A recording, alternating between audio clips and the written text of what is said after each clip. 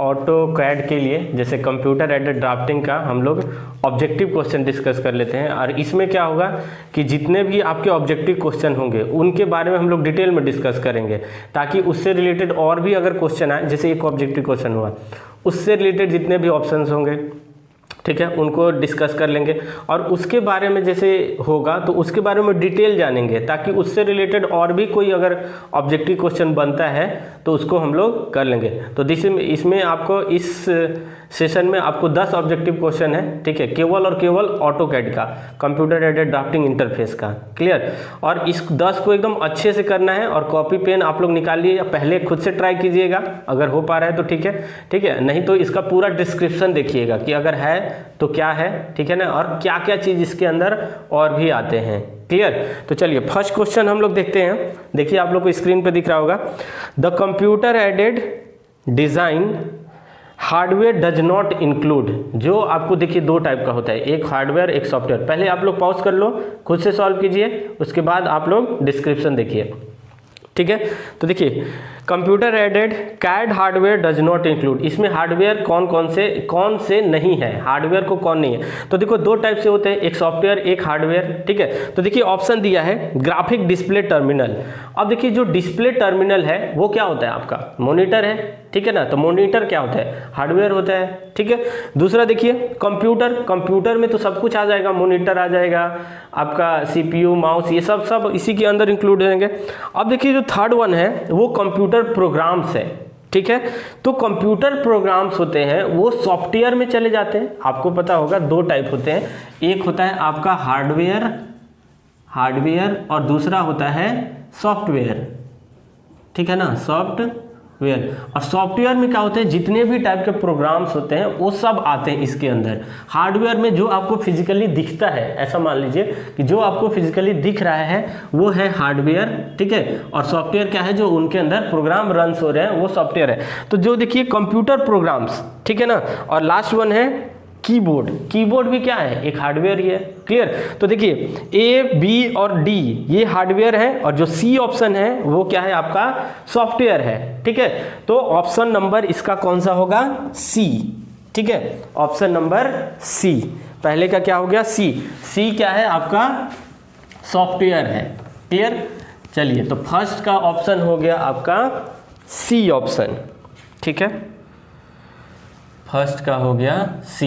चलिए second one देखिए क्या लिखा हुआ है, how many type of cards are there, ठीक है ना, कितने टाइप के आपके कैड होते हैं। तो देखिए ऑप्शन दिया है A 6, 4, 2 और 5 ये है। तो आपके पास जो कैड सॉफ्टवेयर होते हैं वो 5 टाइप के होते हैं। कितने टाइप के कैड सॉफ्टवेयर हैं, 5 टाइप के, ठीक है। तो लिख लेते हैं पांचों टाइप कौन कौन से हैं। जो कैड सॉफ्टवेयर है इसको आप लोग नोट करते जाना सब, ठीक है। तो कैड सॉफ्टवेयर होते हैं आपके 5 टाइप के। पहला होता है आपका 2D कैड, ठीक है ना, 2D कैड। सेकेंड वन होता है आपका 2.5D कैड। थर्ड वन होता है आपका 3D कैड। फोर्थ वन है सरफेस मॉडलिंग,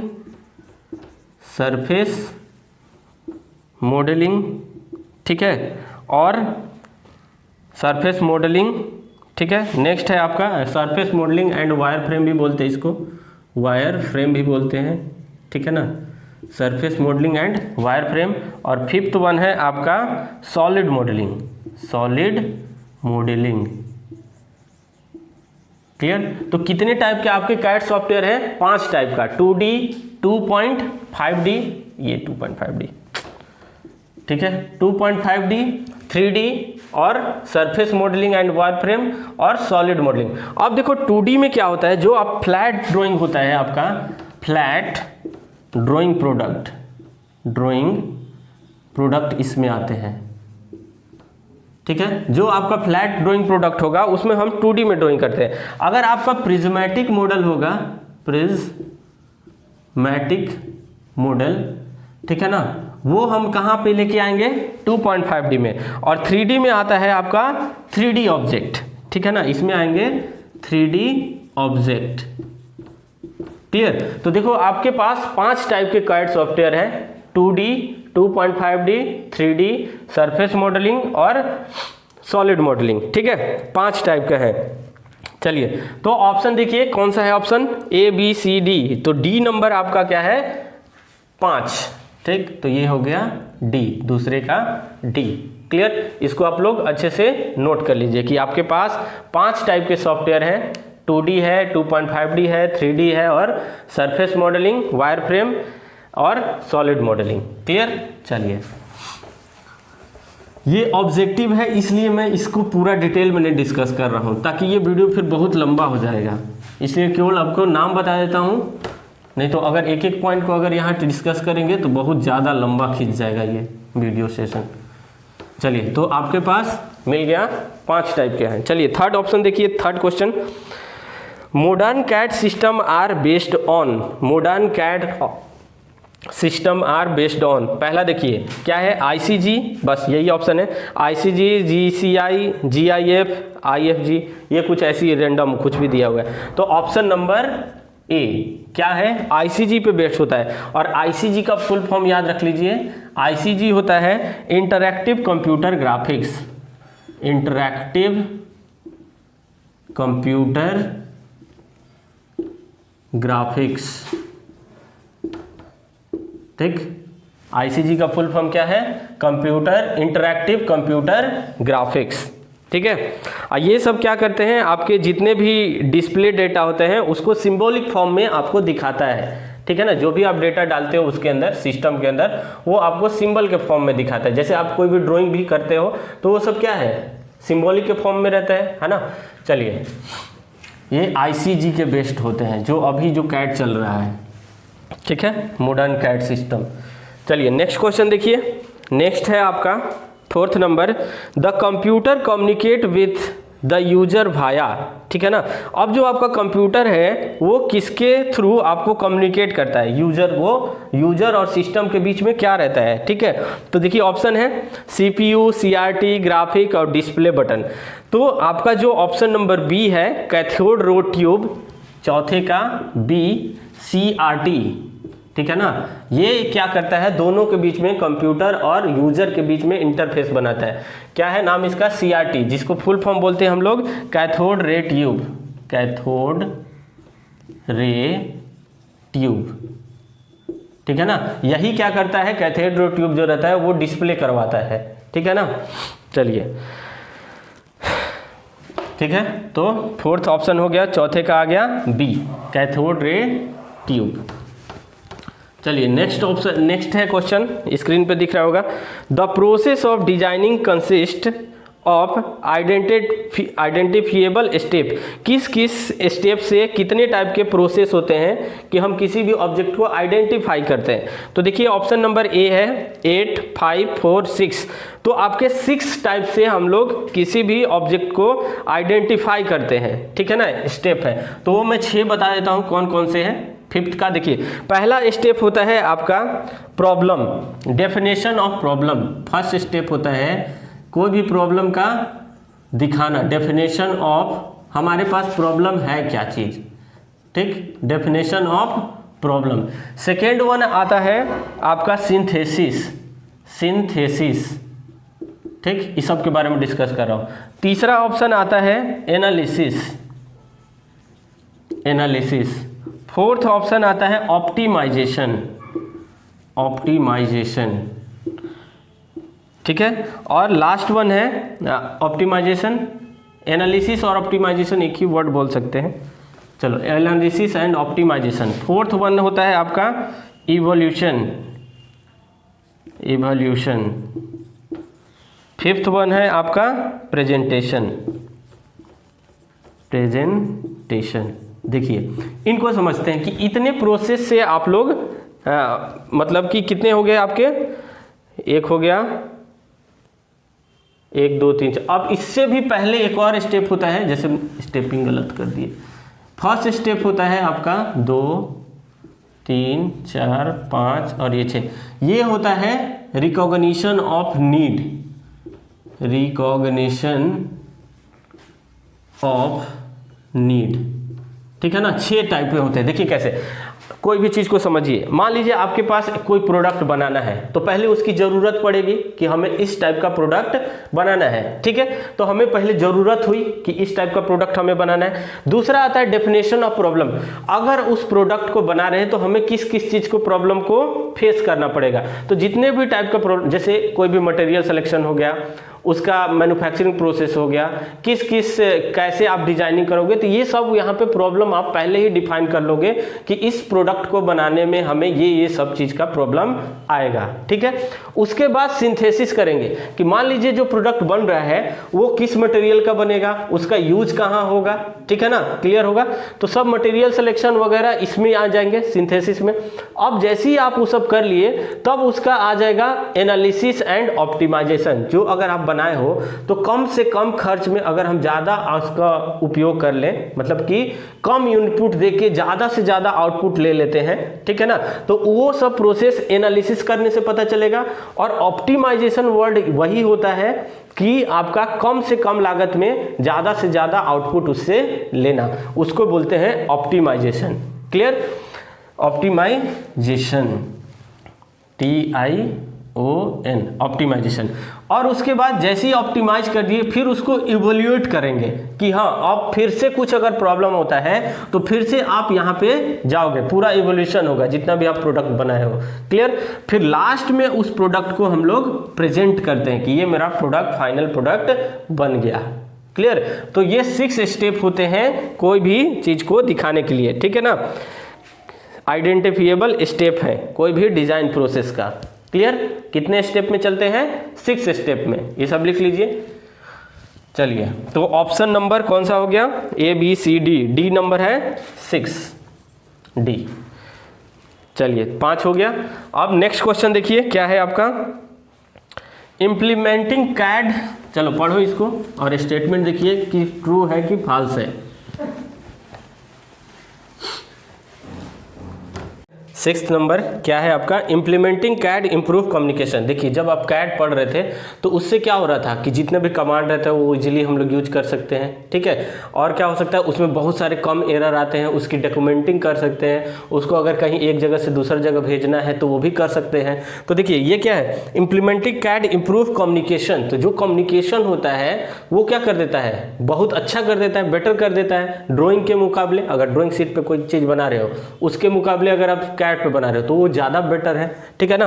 तो ये जो स्टेटमेंट है वो ट्रू है, ठीक है ना। ये जो स्टेटमेंट है 6 नंबर वो ट्रू है, 6 नंबर जो है वो ट्रू है। क्लियर? चलिए नेक्स्ट क्वेश्चन देखिए, the functionality area of a CAD application can be grouped into how much category, मतलब डॉट डॉट कैटेगरीज। तो देखिए कितने आपके कैटेगरी में कैड की फंक्शनिंग होती है, ठीक है ना। तो देखो जो कैड की फंक्शनिंग होती है वो 4 कैटेगरी में होती है, ठीक है। तो पहला आप क्या बनाते हो, उसकी ज्योमेट्रिक मॉडलिंग होती है। क्या होगा? Geometric, first one geometric modelling, ठीक। सेकेंड वन होता है आपका इंजीनियरिंग एनालिसिस, इंजीनियरिंग एनालिसिस, ठीक। थर्ड वन होता है आपका डिजाइन रिव्यू, डिजाइन रिव्यू, ठीक। नेक्स्ट है इसका डिजाइन रिव्यू एंड इवोल्यूशन भी बोल सकते हैं, इवोल्यूशन, ठीक है। नेक्स्ट है fourth option automated drafting, automated drafting, ठीक है। तो देखिए फंक्शनैलिटी एरिया ऑफ कैड चार पार्ट में क्लासिफाई किया गया है। एक है आपका ज्योमेट्रिक मॉडलिंग होता है, उसका इंजीनियरिंग एनालिसिस किया जाता है, फिर डिजाइन रिव्यू किया जाता है और एवोल्यूशन, फिर उसके बाद ऑटोमेटेड ड्राफ्टिंग होता है। तो 4 पार्ट में इसको क्लासिफाई किया गया है, 4 कैटेगरी में, ठीक है। तो देखिए क्या है आपका ऑप्शन नंबर 7 का कौन सा ऑप्शन, ABC, ठीक है ना। तो C ऑप्शन, ठीक है। तो इसको नोट करना, जितना भी सब लिखवा रहे हैं ये सब नोट करते जाइएगा। चलिए नेक्स्ट है 8 number, the colour on CRT screen is obtain by the combination of. जो आपका CRT स्क्रीन पे कलर मिलता है वो किस किस कलर के कॉम्बिनेशन से मिलता है। तो देखिए ऑप्शन है आपका red yellow blue, red green blue, ठीक है ना, यही ऑप्शन है रेड ग्रीन ब्लू। जो सीआरटी में जो कलर होते हैं वो कौन सा होता है, रेड ग्रीन ब्लू। तो ऑप्शन बी 8वें का सी। सीआरटी में कलर कौन कौन से होते हैं, रेड होता है, ग्रीन होता है और ब्लू होता है। इसी के कॉम्बिनेशन से आप कोई भी कलर वहाँ पे डिस्प्ले हो जाता है, ठीक है ना। चलिए वो जो फॉस्फर स्क्रीन होता है उसके ऊपर। चलिए 8 का हो गया सी। नेक्स्ट है आपका देखिए 9th number, who formulated the 6 ground rule. अब देखो ये 6 ग्राउंड रूल क्या क्या चीज़ है, ठीक है ना। तो पहले 6 ग्राउंड रूल में कौन कौन से चीज़ आते हैं वो समझते हैं, ठीक है ना। तो देखो 6 ग्राउंड रूल में आते हैं पहला सिंप्लिसिटी, सिंप्लिसिटी, ठीक है ना, कि जो भी आप प्रोडक्ट डिजाइन करोगे एकदम सिंप्लिसिटी होनी चाहिए। दूसरा है आपका कंसिस्टेंसी, कंसिस्टेंसी। थर्ड वन है आपका कंप्लीटनेस, कंप्लीटनेस। फोर्थ वन है आपका रॉबस्टनेस, ठीक है ना, रॉबस्टनेस। फिफ्थ वन है आपका परफॉर्मेंस, परफॉर्मेंस। और लास्ट वन होता है उसके इकोनॉमी भी होना चाहिए, इकोनॉमी, ठीक है ना। तो यही जो आपके 6 वर्ड हैं इसी को बोलते हैं हम लोग 6 ग्राउंड रूल। ये क्या है आपके 6 ग्राउंड रूल, ठीक है ना। सिंप्लिसिटी होना चाहिए कोई भी चीज में, कंसिस्टेंसी एकदम बिल्कुल कंसिस्टेंट, कंप्लीटनेस पूरा होना, रॉबस्टनेस मतलब उसकी मजबूती, परफॉर्मेंस बेटर होना चाहिए और उसकी इकोनॉमी पे भी ध्यान देना है कि ज़्यादा खर्च ना हो, ठीक है ना।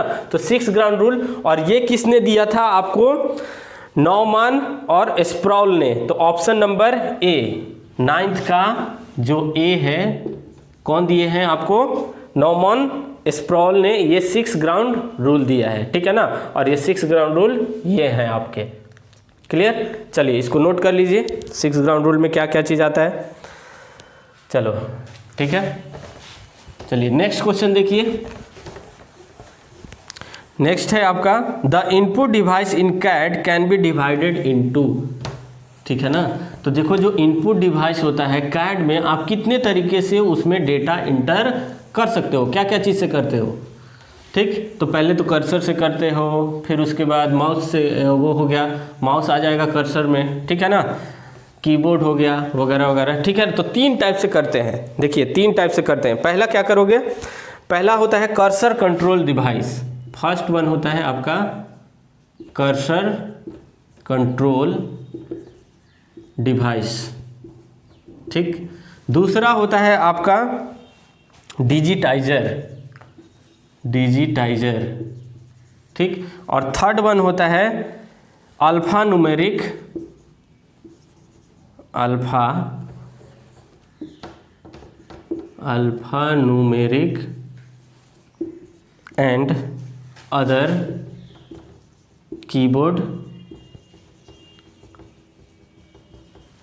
कीबोर्ड टर्मिनल, ठीक है ना। इस 3 तरीके से, इसको अच्छे से लिख दे, अल्फा न्यूमेरिक एंड, ये 3 तरीके से हम क्या कर सकते हैं, input device in CAD can be divided into 3 category, ठीक है ना। पहला देखो जो आपका कर्सर कंट्रोल डिवाइस है, इससे आपको डायरेक्ट की on keyboard, joystick, track ball etcetera इसमें आ जाएंगे कर्सर कंट्रोल में, ठीक है। डिजिटाइजर में क्या आएगा, large smooth board with electronic tracking ball, ठीक है ना, इलेक्ट्रॉनिक ट्रैकिंग बॉल अगर रहता है, ठीक। और अल्फा न्यूमेरिक और कीबोर्ड टर्मिनल, ठीक है ना। तो ये आपके 3 तरीके से हम लोग किसी भी कैड में डेटा को इनपुट करते हैं, ठीक है ना, 3 तरीके से, ये सब लिख लो। चलिए तो ये हुआ ऑप्शन नंबर इसका 10th का सी, 10वें का हो गया सी, क्लियर। तो देखो ये 10 क्वेश्चन हुए, ठीक है ना, कैड के केवल कैट के ही क्वेश्चन थे, ठीक है ना। इसमें बहुत सारे इंफॉर्मेशन मिले आपको, ठीक है ना, उसको अच्छे से याद कर लीजिए। अगर उससे रिलेटेड और भी ऑब्जेक्टिव आता है तो आप उसको अच्छे से पूरा करेंगे, ठीक है। चलिए, थैंक यू।